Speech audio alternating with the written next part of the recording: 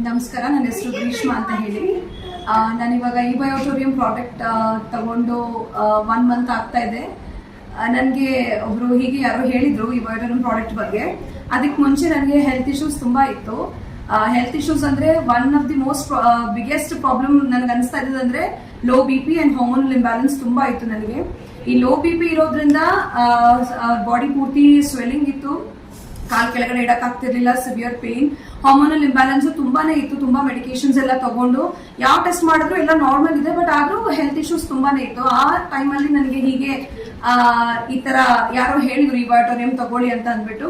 Weight gain ತುಂಬಾ ಆಗ್ತಾ ಇತ್ತು. ಸೊ ಡಾಕ್ಟರ್ಸ್ ಹತ್ರ ತೋರಿಸಿದ್ರೆ ಅವ್ರು ಹೇಳೋರು, ಇದು ವೆಯ್ಟ್ ನಿಮ್ಗೆ ಬಾಡಿ ಪೂರ್ತಿ ಸ್ವೆಲ್ಲಿಂಗ್ ಇದೆ ಅಷ್ಟೇ, ಅದನ್ನ ಹೇಗೆ ರಿಡ್ಯೂಸ್ ಮಾಡ್ಬೇಕಂತಾನೆ ಗೊತ್ತಾಗ್ತಾ ಇರ್ಲಿಲ್ಲ, ಅಷ್ಟು ಪ್ರಾಬ್ಲಮ್ಸ್ ಇತ್ತು ನನಗೆ. ಬಟ್ ಈ ಇಬಯೋಟೋರಿಯಂ ಪ್ರಾಡಕ್ಟ್ ತಗೊಳಕ್ ಶುರು ಮಾಡಿ 1 ವೀಕ್ ಆಯ್ತು ಅಷ್ಟೇನೆ. ನನ್ನ ಸ್ವೆಲ್ಲಿಂಗ್, ಬಾಡಿ ಸ್ವೆಲ್ಲಿಂಗ್ ಎಲ್ಲ ಕಡಿಮೆ ಆಯ್ತು. ಕಾಲು ಕೆಳಗಡೆ ಇಟ್ಟು ನಡೆಯೋದಕ್ಕೂ ನನ್ಗೆ ಏನು ಪ್ರಾಬ್ಲಮ್ ಅನಿಸ್ತಾ ಇರಲಿಲ್ಲ. ಈ ಇಬಯೋಟೋರಿಯಂ ತಗೊಳಕ್ ಮುಂಚೆ ಬೆಳಿಗ್ಗೆ ನಿದ್ದೆಯಿಂದ ಎದ್ದು ಕಾಲು ಕೆಳಗಿಡಕ್ ಆಗ್ತಿರ್ಲಿಲ್ಲ, ಅಷ್ಟು ಇಂಡಿ ಎಲ್ಲ ನೋವು ಬರ್ತಿತ್ತು ನನಗೆ. ಬಟ್ ಇದು ತಗೊಂಡ್ಮೇಲೆ ತುಂಬಾನೇ ಡಿಫ್ರೆನ್ಸ್ ಅನಿಸ್ತಾ ಇದೆ. ಬಾಡಿ ವೇಟ್ ಕೂಡ ರೆಡ್ಯೂಸ್ ಆಗಿದೆ.